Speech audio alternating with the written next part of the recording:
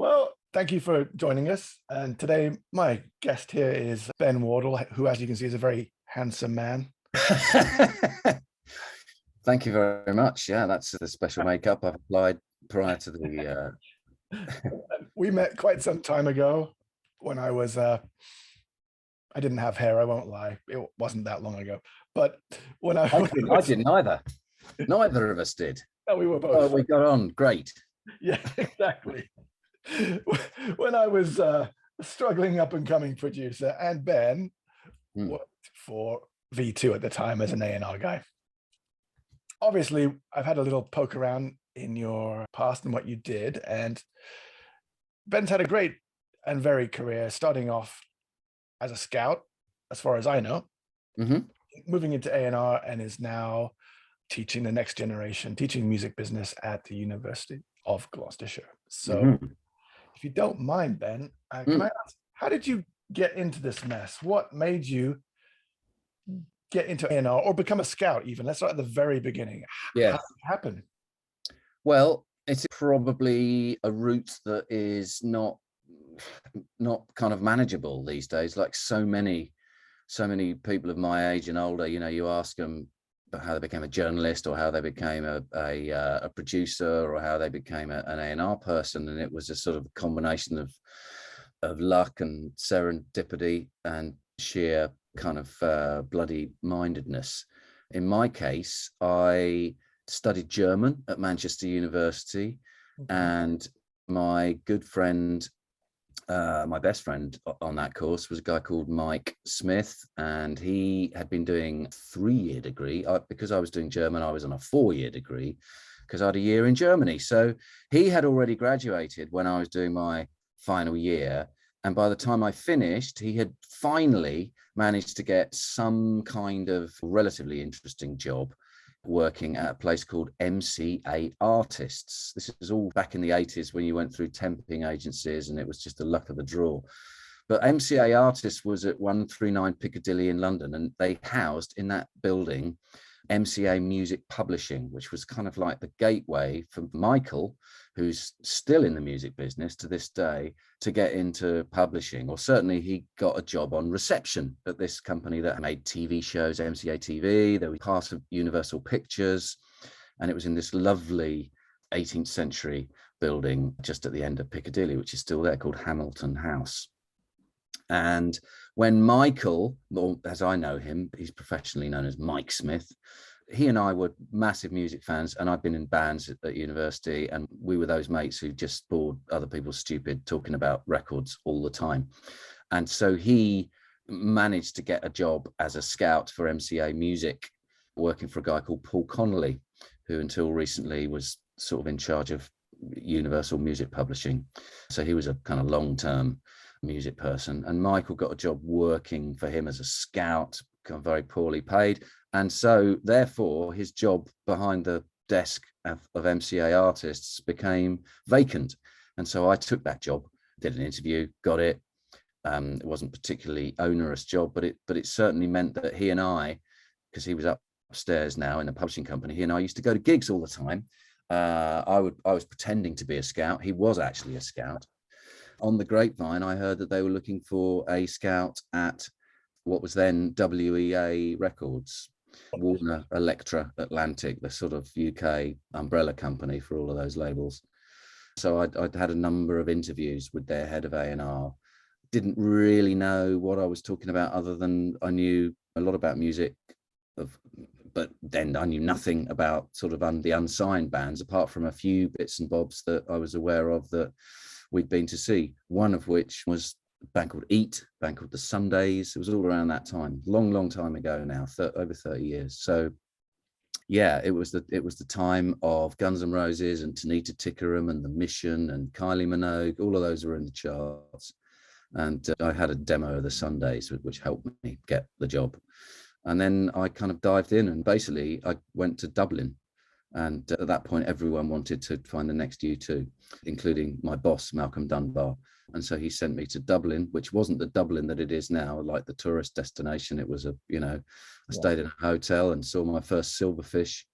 And stayed in the Temple bar area was just full of recording studios and rehearsal rooms. It wasn't full of tourist pubs and, people walking down the cobbled streets taking photographs of each other.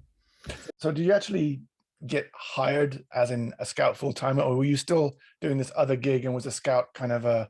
No, I got hired full-time. I was lucky. He'd been looking for someone for a while, and for whatever reason, I think I said the right things in the interviews, number of interviews, but only with Malcolm, actually. I mean, again, these days you'd have to go via human resources. The thing about A&R is that in order to get good at A&R, you have to kind of do A&R, and to do A&R, you just go to a lot of gigs and you get used to sort of spotting things that are different and interesting and being opinionated about them, I suppose. And I was opinionated, but I, arguably didn't know enough. Possibly, I don't know. I still don't think I know enough, which is why I'm an insane record collector. So a lot of people are not really aware of exactly what an A&R person does, and we'll get to that. But before we get to that, can you just explain what the difference between a scout and an A&R person is? Sure. So the scout is the person who's there. In my case, I was getting sent to places a lot by the A&R managers. I suppose the key difference between an A&R person or an A&R manager and a scout is that the scout doesn't look after any acts. The scout isn't in charge of any budgets or making records. So the scouting process, which arguably is the fun process, the fun part of the job, and that's perhaps what the person in the street thinks A&R is. It's all about being like someone on a talent show panel, kind of spotting people and going, yes, I'm going to sign you and you're going to be a big star. But actually, it's obviously, as you know, the hard work starts when you've got them to sign to you. I mean, sometimes it's really hard work getting them to sign to you when they've got lots of competition, and then it becomes like a sort of turbocharged courting process where one's trying to sort of date the same girl and competing with what they've got to offer and their expense accounts, which is an ugly sort of process, which I never really enjoyed. But some A&R people love all that. They love being able to sort of get one over the rival labels.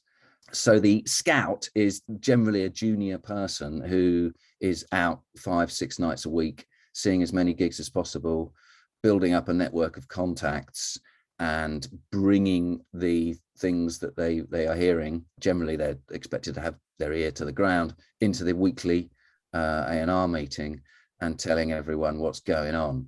And the more senior A&R people are the ones who will ultimately at that point make a decision as to whether any of these things get signed. So it's just a matter of time. I mean, these days what often happens is that people who've been doing it themselves, bedroom labels or putting artists together or promoting in local venues, that always happened, and people got A&R gigs like that, sort of jumped into A&R positions without having been the scout. In my experience, to return to Dublin briefly, I found a group called Unemotional Fish who fit template for being like you, as much like you two as you possibly could be.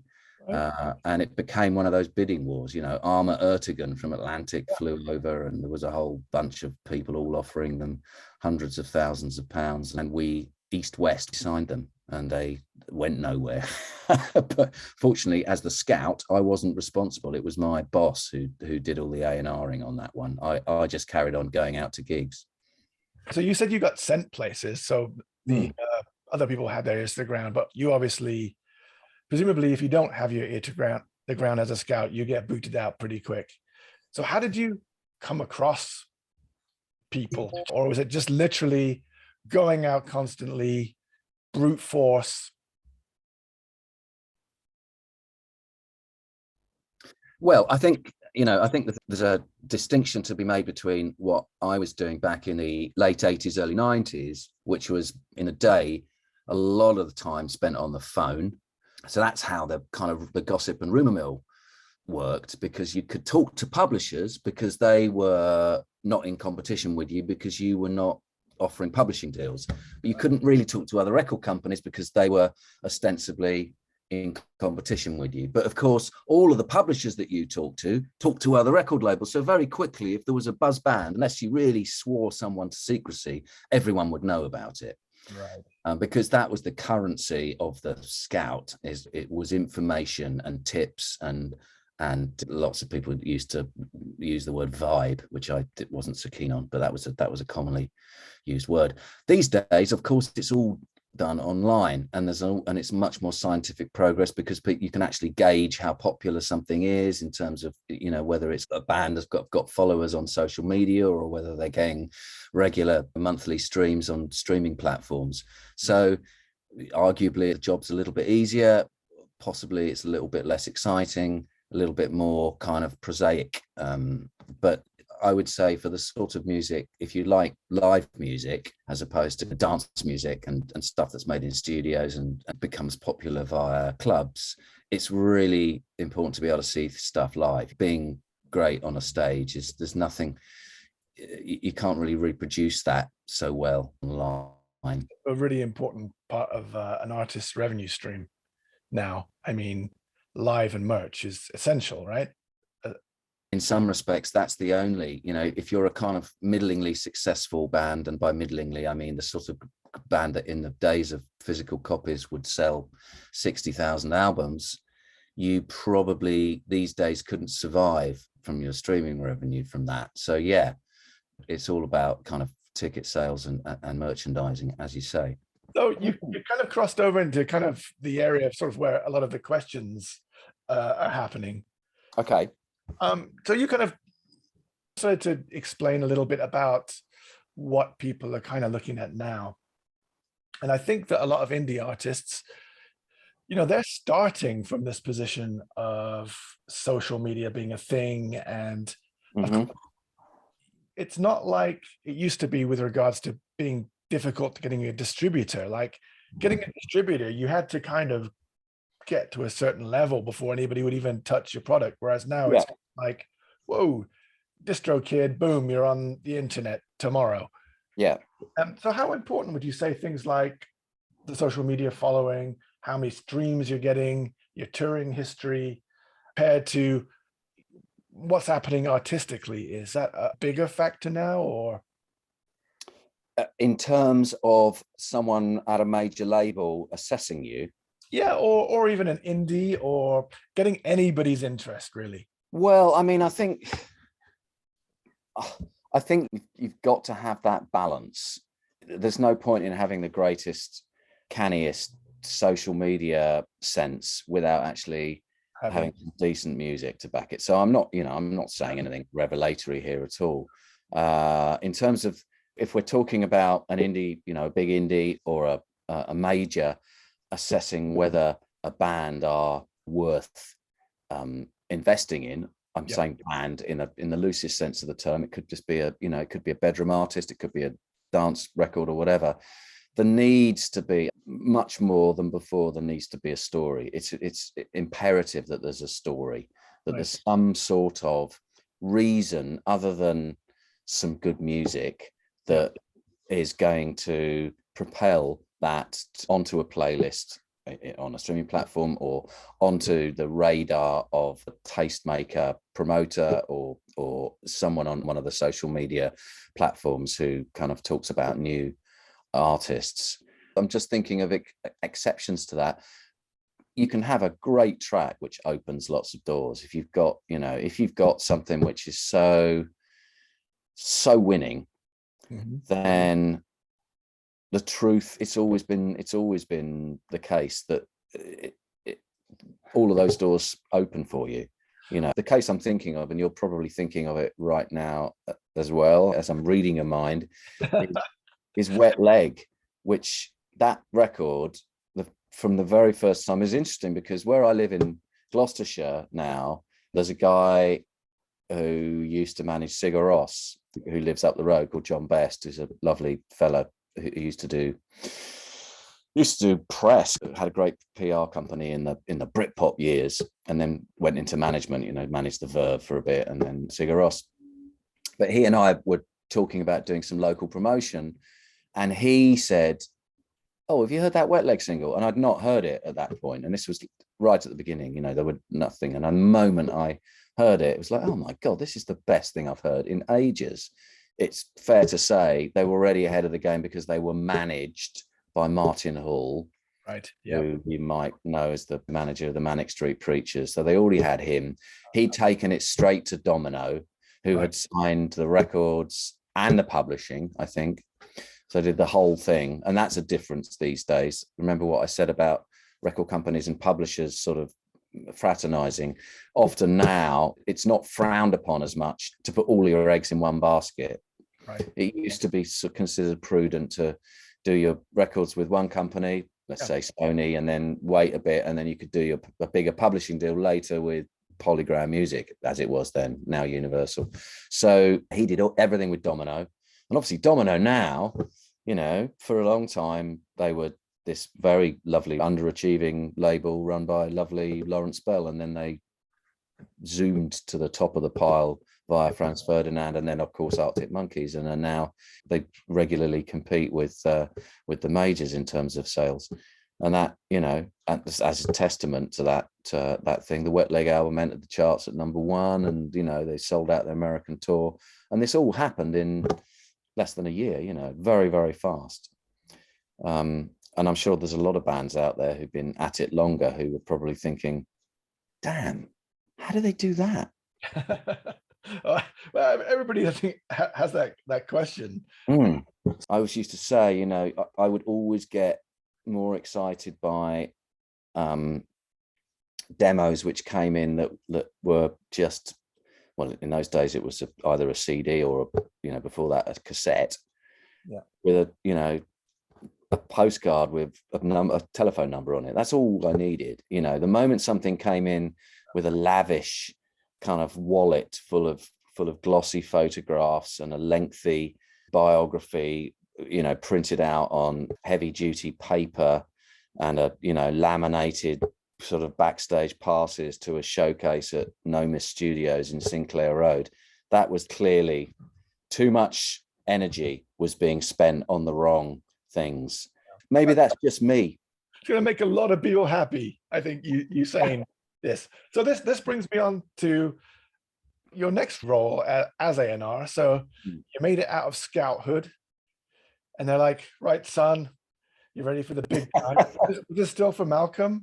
Yes, there wasn't a lot going on at that time. It was quite a dreary time. It was sort of Manchester was happening, the Manchester stuff. So the London scene was kind of a bit clubby, and I didn't have good networks. I had a few contacts in various clubs, but London was more about the kind of acid house pull out and hipster groove stuff like St. Etienne and you know, the heavenly stuff.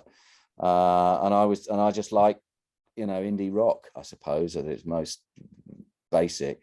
So yeah, I used to pay for demos quite often. You had a relationship, you couldn't sort of leap in immediately and sign something. You'd pay for demos. So I demoed a lot of bands like Dodgy. I paid for their demos, Kingmaker, and most crucially Ride, who I found out about from a local Oxfordshire paper, and then phoned up the manager, and no one else was looking at them, and I went down, and they were great, and we ended up recording them, and we were going to put out their first record. So that was the kind of first thing that I did, and unfortunately they decided to sign to Creation instead because well, we were East West, and Alan McGee had My Bloody Valentine, so there was no competition really. Although their first record is my demo, and I'm credited on it as the person that mixed it, which unfortunately they didn't go for our actual names, and they called us James and Bill as a reversal of their favorite group, the Jesus and Mary Chain, William and Jim. So I did that, and then I signed a group called 530 who were hotly tipped, playing around London. They you know, they were supported by Blur. You know, they were a great three-piece kind of power pop, the first of a number of power pop three pieces that I got involved with, none of whom ever amounted to anything. But I've got a weakness for that kind of you know, that it's just obviously Nirvana slipped through my fingers, unfortunately. But yeah, 530 were great. and that was a real steep learning curve because they were difficult to A&R. They were tricksy people, right. Particularly one member who was very talented, but there were two key songwriters, and he kind of didn't allow the other songwriter to sing as much and be as dominant within the band, and he sort of leaked his ego over the rest of the band, and it was difficult for me as a rookie A&R person. It was a difficult thing to A&R. So something I just want to just mention this to you. So basically, all you've actually really talked about is finding bands and liking a particular style of music and being driven entirely by the fact that you like an act or you like an artist. This is kind of the opposite, I think, to what a lot of people imagine. They don't really realize necessarily how passionate that you really have to be to live the life of a scout and then make it into A&R. So where does the commercial consideration coming into it? Well, the commercial consideration, you have to be someone who has got quite a broad sort of palette of taste and is kind of aware of what is potentially interesting or not. Now, there are some people who've managed to sign an incredibly Catholic array of artists. You know, to go back to my friend Mike Smith. Now, Mike went on, you know, the first thing he signed for MCA Music was he signed a band called Levitation. Okay.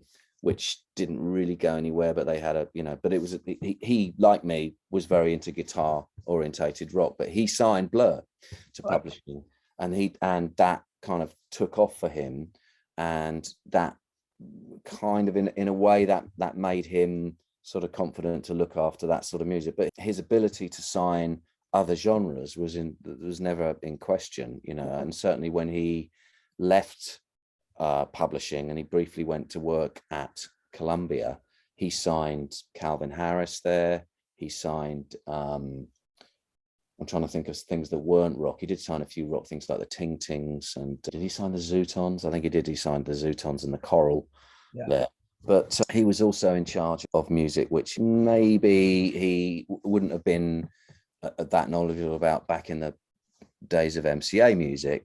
And similarly, you know, I loved hip hop music, so I signed one other thing I signed to East West was a hip hop act from Doncaster who called themselves Honky, and they were really good. They again, by the time Honky had released something, 5:30 had come out, and it was, you know, it was getting to the point where it was not happening for me at East West. Really, it's a shame because ironically Honky got dropped, reformed. What were they called? No, I signed them as Club St. Louis. That's right. And then they went and changed their name to Honky, and they signed to the other Warners over the road in Kensington. So got given a whole load more money and made an album for them, which was just ridiculous, you know. Was Lethal Bizzle one of yours? I didn't sign Lethal. No, I inherited him when I was at V2. And it was interesting because I knew very little about grime. And I liked his stuff, but I was not in that scene. But I kind of thought, somewhat naively, possibly, because now grime is a mainstream genre. Back in whenever I was at V2, grime was around. But if you remember, there were a lot of kind of watered down grime things that were sort of slipping into the charts and were allowed to get played on the radio. And I thought that maybe Lethal might be open to sampling some more interesting things. So I got him working with an artist called Akira the Don. Yeah, Bosch guy. Yes, that's right. Yeah, and they did some really interesting samples, like kind of the Clash and Breeders and things. Amazing. I loved the one with the Clash sample. Yeah, with the Police on My Back sample. Yeah, it's fantastic. Yeah. And again, it was a little bit ahead of its time, you know. But yeah. Now my mum's texting me about Stormzy.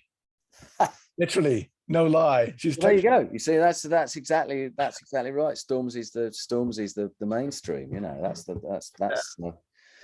much more than I can't even think of some of those kind of terrible grime things that you know, really, they were really watered down in order to sort of get into the charts. So we've talked about artist discovery and that's obviously a huge thing. And then finding an artist. But can you just talk about like the day-to-day stuff that maybe you would have done?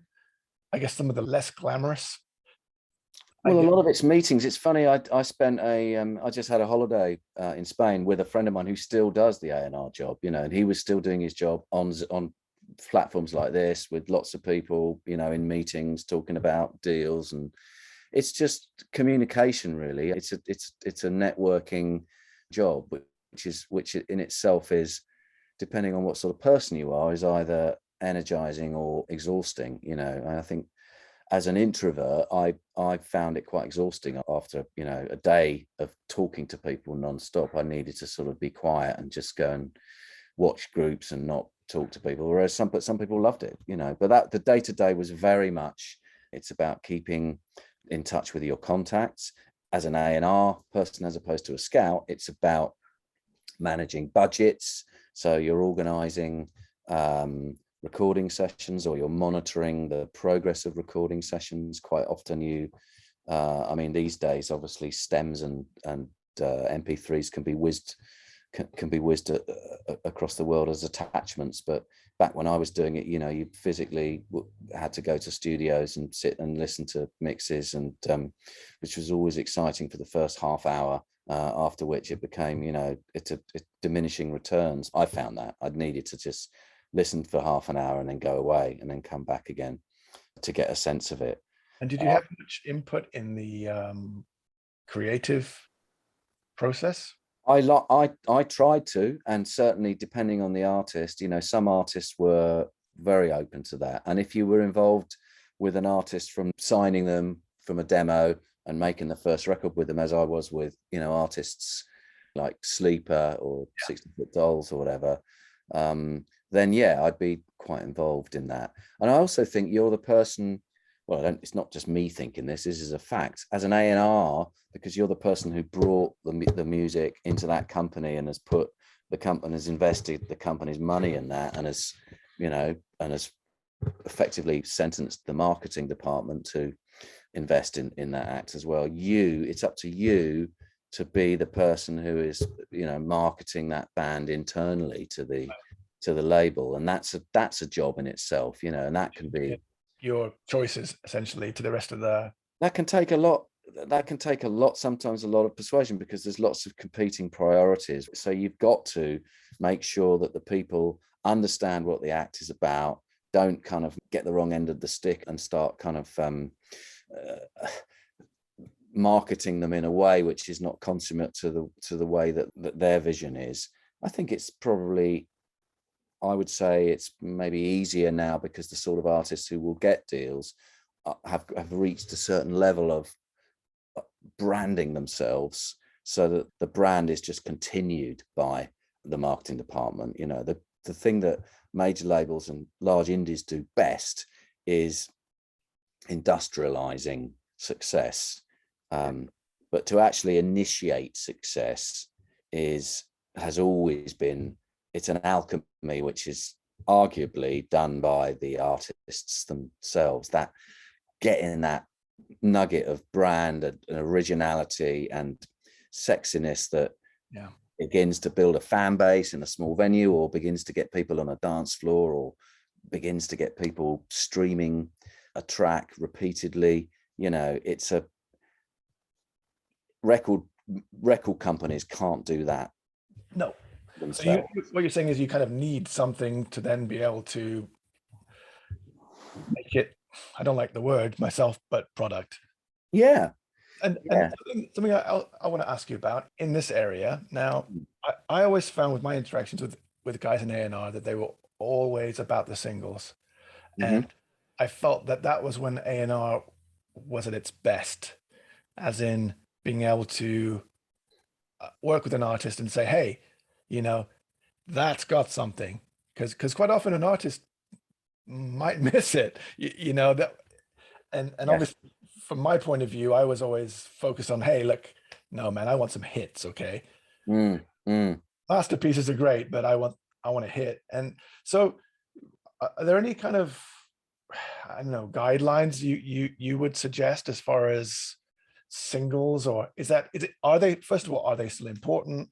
What should they be? Are there any rules? What makes a single? I think to answer the second question first, singles are probably more important than they've ever been, because I think we're essentially, the streaming platforms is a singles kind of platform, isn't it? It's a singles market, whether they're, you know, they're not physically on a 45, 7-inch piece of plastic anymore, or or a single or a CD single or whatever. Although, maybe some artists are still doing 7-inch singles. I missed my copy of Chaise Longue by Wet Leg, by the way. The guy in my local record shop sold it to someone else. But yeah, I mean, you look at quite often artists are releasing a stream, the deliberate pun intended, of single-like tracks, which are singles, and then eventually they'll just get cobbled together as the album, and it should be every track as a single, because you look at some of the the drop-off point of album tracks, the sort of tracks that maybe were called career tracks. I mean, I had a boss who used to call, it's a career track. It's not a single, it's a career track. Meant that it was, in some way important sounding, or, it was going to be great live and people would be holding lighters aloft to it or singing along in a show. It may be true, but that doesn't cut the mustard on Spotify really, or Apple Music. So, yeah, I mean, I think it is all about singles, unfortunately. I think that, and obviously memeable TikTok kind of, I mean, I don't profess to have any guidance on TikTok other than just to be aware of its existence, and sometimes things happen out of the blue and it's nice, but I don't think it's necessarily something that can be managed. But the other question, Adam, is I don't think there are any rules about singles, and actually there's a great book about hits. It's called Hit Makers, and it's by Derek Thompson. Okay, Derek Thompson. How Things Become Popular. Oh, that's great. I'll make that required reading for everybody. Yeah, it's good. It's good. And again, it's not, as I say, it's not exclusively about music, but it's got sufficient musical references to be to be relevant to your people.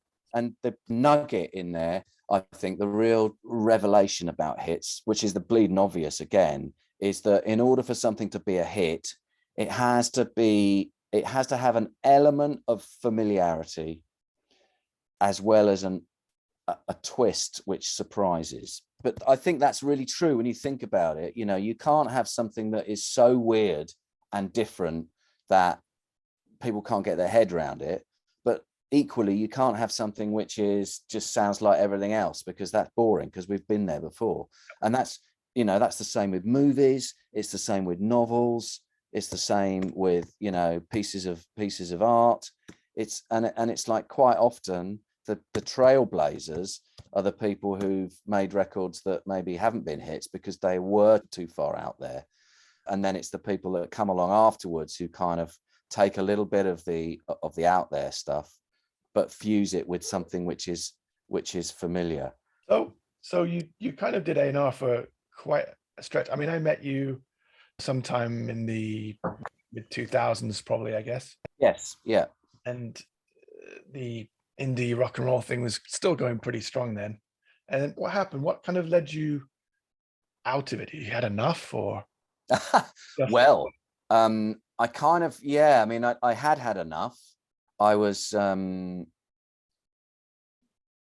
writing. I mean, I had written a little bit for magazines and papers and stuff before I worked at AOL, and then I went back. I kind of remember when I was at V2, I had already kind of escaped from the music business, as it were, and done editorial for websites.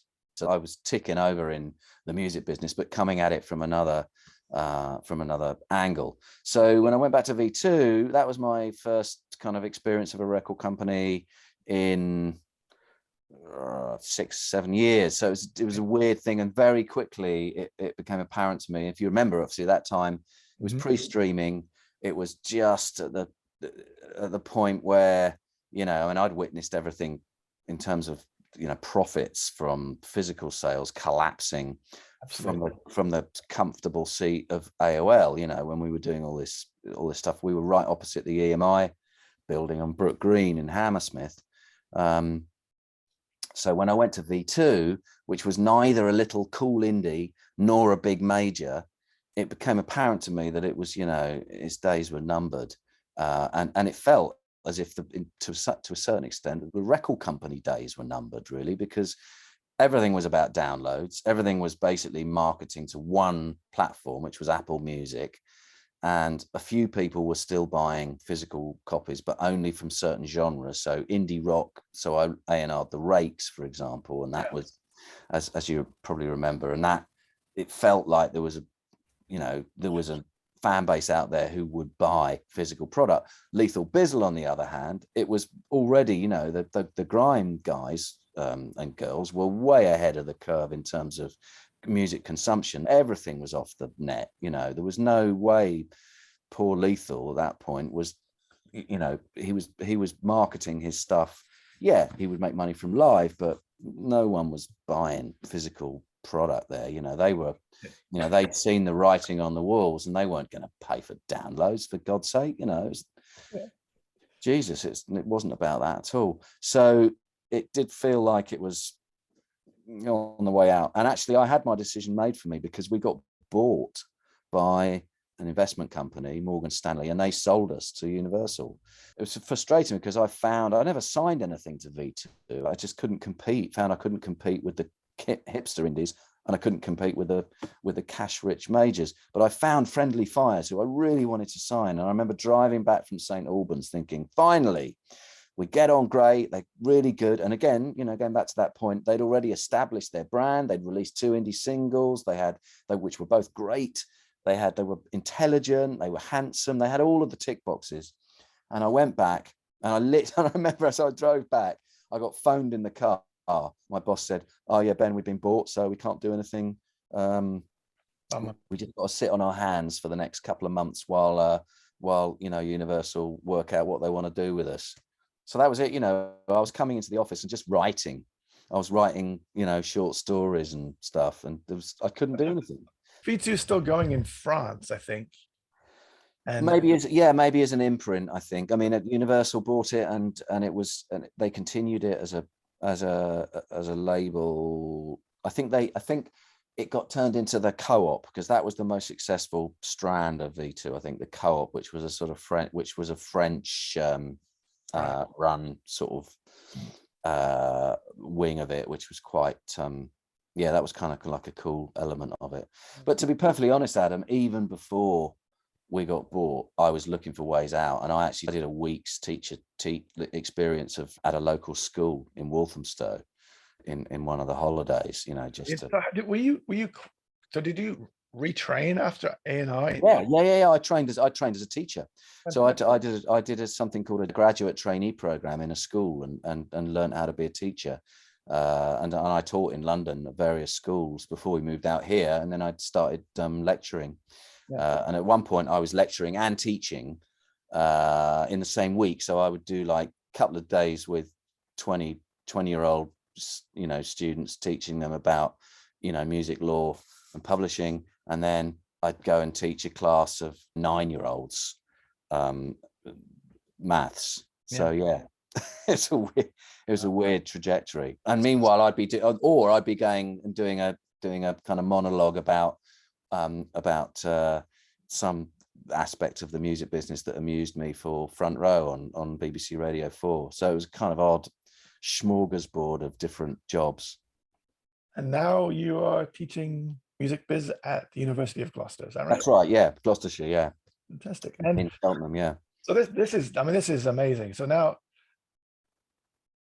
how do you feel about the industry, which you're now kind of preparing a whole new generation for? I mean, surely, because it's a very different industry than it was in the 2000s, and you have that experience, which a lot of people don't. And and so you obviously still understand how the industry works, and still, you know, you have lots of friends who are still in the industry. So how do you feel about preparing them for this new industry? Well, I think it's a lot more, it's, thank God it's not like it was when I was at V2. Yeah, you're bored, done with it. It felt like it was just, it really had, they fucked it up, because of no one could agree on what, the cost of a download should be. And then obviously Apple just took the lion's share, and that was it felt like, oh, okay, so that's what it's going to be. It's going to be basically one technology company sort of selling stuff to people who aren't prepared to break the law and file share. And so streaming, although obviously you and I and everyone who's a musician knows that it's not an ideal solution, it's nonetheless absolutely kept the industry alive and enabled it to continue to exist and continue to have a structure and to have a rigor and to and for music, in my belief, to be better. Because I do think that, to go back to your point about, well, it's much easier now. All you need is DistroKid. You can get your stuff online and everyone can hear it. Boom, you're in. But they can't, because everyone's online. So everyone's online. Everyone's got their stuff up. That's great. But how are we going to find it? Who is the gatekeeper? Who is going to say, this is what you should listen to? So discovery is, I always tell artists that it's a blessing and a curse, right? As in the money isn't there, but you have discovery, playlists and playlisters. Playlisting is essential. And so what would you suggest for people? What's the best things out there for them to use? Because they get confronted by like scammers. Like, one of the reasons I really wanted to talk to you is because you have people claiming to be A&R online, and they've nothing to do with A&R. They've never 1 second signed a band to any label on the planet. So what would you suggest to artists as far as using the platforms like Bandcamp, Spotify, whatever else? Well, I mean, again, it depends on what sort of artist they are. But let's say that they need to, an artist, I think, unless you're working with a manager who has got an incredible vision and you can take the back seat and not even think about it, even then, an artist really should know what they're about, where they fit in the, ideally, or where they will fit, where they want to fit within the pantheon of music. So have an idea who your audience are, do some research, get an idea of where these people go to find their music, get an idea of what other things they're interested in, and just be there for them. Make it easy to be found. I mean, obviously in the olden days, that would involve supporting people on tour. These days, it's about, hashtagging other like-minded artists, or getting them to at least to listen to your stuff, other artists or other organizations who are in, if you're in that sort of speak rock genre that is so exciting at the moment. I'm thinking obviously Fontaine's DC or Yard Act or Idols or whatever. If you're doing that sort of thing, then you get knowledgeable about that, so you're not basically just being a boring version of something that they're doing, but also you're doing something a little bit in that area. So try and contact their management, their agents, their people who are involved in promoting them, so that either they might take you on, or you might get a support slot, or you might get a mention from one of the members of the bands because they like what you're doing. It's all about knowing the marketplace, I suppose, and not every band, no band really in the early stages, or no artist is going to have a canny manager unless they're very lucky. So you've got to do that yourself. If you're in a band, then each member of the band should sort of have a role. Make sure that you just get good at writing pithy, short character, 24 character messages on your social media. Get good at that. Don't sort of misspell things or say or be clunky with your messaging. Make sure that you're slick at that. Yeah. So it's all about sort of that sort of guerrilla tactics, guerrilla marketing that anyone can do and everyone does, but most people do in a bit of a kind of half-assed slapdash shitty way. If you're good at it and your music's good, you'll stand out. So artists will typically, the biggest issue any artist would, if I ask them, hey, what's your biggest issue? They'll always say promotion. You know, because typically, you know, you're probably right, as an artists aren't naturally geared to do that. And I think what we suggested about assigning different roles is a great idea. How do you feel about artists engaging, you know, traditional PR or traditional press pluggers? Is that still important, or is that kind of in the past now? Yeah, I mean, I think again, it's like, when is a major label important? It's like, it's those people are useful when you have got some traction and there are bases to cover. So if you're a new act with if you're a new pop act, then you haven't got a lot of options. You know, you've got to get someone drawing attention to you by saying breakthrough artist in their PR email mail outs, because your chances are you're not going to be playing live, you're not going to be building up an organic fan base, you're making a pop record that you want people to look at on online, the video and listen to on streaming platforms. So it might be an idea to get, you know, but the chances are if you're in that boat of doing pop, then you're going to be already with a label who will be sorting that out. As an artist who's unsigned and just starting, I would suggest that you can spend your money more sensibly elsewhere than employing a professional PR person in an early stages, because I suspect that, you know, if I'm because I do obviously freelance journalism, and I'm on all those mailing lists and they all come. And if I get something from what's clearly sort of like an underground band, but they've spent money on a PR person, it just feels a bit, it just doesn't fit. There's something smells off about it. It doesn't feel organic enough. Authenticity is important, is what you're saying. Authenticity is I always shy away from using that word because it's such a popular term, isn't it? With the young. Better one. It's because everything isn't authentic anymore, is it? Everything is just virtual. So yeah, it's but authenticity is something that I think it's a tangible kind of feeling, isn't it? When something is inauthentic, you kind of smells a bit of wee. Okay, now I've taken up a ton of your time. That was a scientific observation. Yeah, I'm going to quote that, obviously. But I did want to talk about your writing before I let you have your life back. So there's two things. One, I know you wrote this book on Mark Hollis from Talk, and yes, how did that come to be? Was that back in the days, to take you back to V2, when I was writing my short stories, one of my former artists, Stephen, who I'd signed to at when I had my label Indolent, Stephen Duffy, he was writing his memoirs and he recommended me an agent or publisher.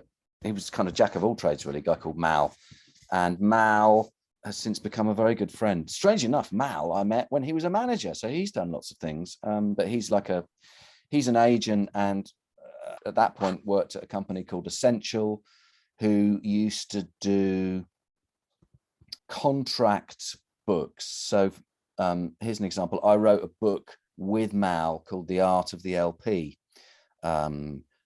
just after, a couple of years after V2, I think it was. We researched it together. This beautiful book, like illustrated book of like history of album covers, but very much just from 1955 to 1995. That was Mal's decision to end on 95. And that was for an American publisher. So what they used to do was they used to, organize the whole thing and then sell the deal to an American publisher, or maybe the American publisher commissioned it. I did some research and interviews for a book written by the guys from Devo 4 or 5 years ago. That was their kind of Devo, definitive story of Devo. And right at the beginning of lockdown, he just phoned me up and he remembered me talking about, we used to argue about Talk because he was never that much of a fan, and I really wanted to put one of their album sleeves in the sleeve artwork book. And so he said, listen, Mark Hollick, they had a successful book called The Spirit of Talk, which had been around since 2012 and never out of print. And there are precious few books on Talk out there. Right. And after Mark Hollis died in 2019, they began to think that it was a good time for an autobiography. And he knew that I was a fan. And he just asked me whether I'd be prepared to write it. And he knew that it was and I suspect it's because also he knows I've got a few contacts, but also it wasn't an easy gig. It wasn't like, oh yeah, you want to do this? It's like, it'll be a pleasure to do, because everyone knows how difficult and secretive and there's almost like a sort of conspiracy of silence surrounding the core members of ex-members of Talk and Mark's widow. So it was a journey, but I had an advantage in that it was lockdown, so everyone I contacted was at home, available. Available. So I managed to do it, pretty much all of it, on the phone or on platforms like this. And I didn't manage to get everyone to talk, which is a shame. I never got everyone from the ex-members of Talk I never got, but a lot of people who maybe were initially reluctant, they kind of came out of the woodwork. And it was a really satisfying thing to do. And I'd never written a biography before, so that was something that I'd like to do again. So I'm kind of stroking my chin and thinking about what who's next. So and from a previous conversation we had, you mentioned you were maybe thinking about writing a book about A&R. Yeah, that's potentially an academic book, because there just aren't any books about the subject and the process of A&R. There's a lot of books written by formerly successful record company bosses or A&R people who've got some great anecdotes and great stories about celebrity musicians and how they worked with them when they were small and develop them. But there's no overall kind of guide to, because I teach a module called Artist Management and Development. And I don't have any kind of academic books. As you can tell from talking to me, I quite like to have books to sort of point people in the direction of. But there aren't really any kind of definitive books. So I thought perhaps that could be something that I could put together. So I'm in the process of contacting lots of people, young and old, and hopefully more young, to talk about their approach to the job, because the chances are that if I interview 150 different A&R people, there'll be 150 different approaches to the job. That could be fascinating, I think. And how do you, and how I don't know how I'm trying to phrase this, but what do you perceive your current students going out and doing in the world? What are they going to do with this? Well, I do think that anyone who goes to university to study something that is in the creative industries, of which there are lots of courses, whether it's journalism, TV, filmmaking, animation, games, a lot of that has got to be, a lot of the education that they have got to have is about how to be an entrepreneur, how to be someone who can manage a number of different freelance employers. Because I think teaching people in order for them to write a CV and then go and get a permanent job.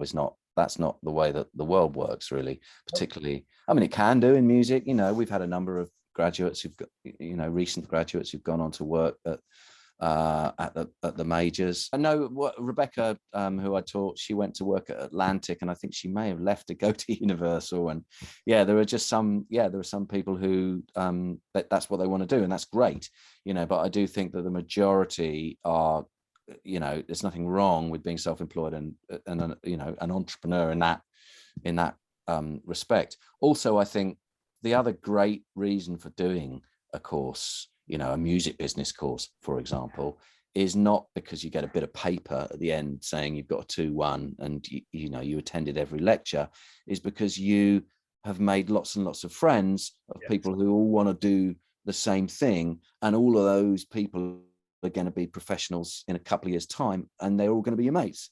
And that's kind of what it's always been about, hasn't it? It's always been about that kind of network and being able to just have a nice chat with someone without coming across like you're kind of browbeating them into you know, doing something for you.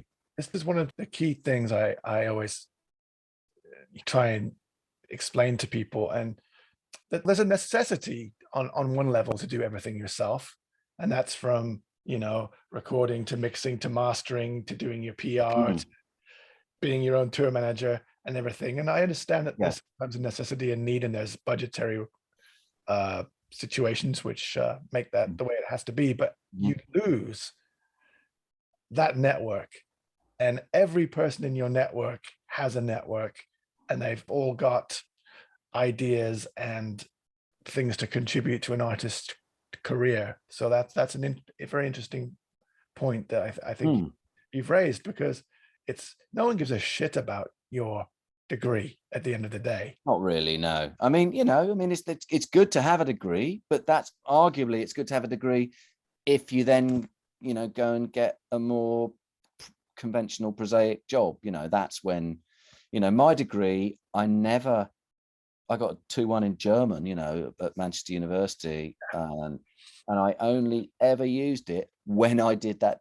teacher training. Interestingly, you know, that's the only time I've needed to sort of dust down the degree certificate, because it allowed you to transition to. It allowed me to do a teacher training without having to go back and do a degree in education or in teaching. So that was a good thing, you know. But, has it been a good journey? That's my final question. Yeah, I'm really pleased. You know, it's funny because going back to my friend who I was in his palatial, successful A&R person's Spanish residence, you know, whilst on the one hand he's done fantastically well, you know, in terms of what he's achieved and what his you know, what his income has been, he's always done the same thing.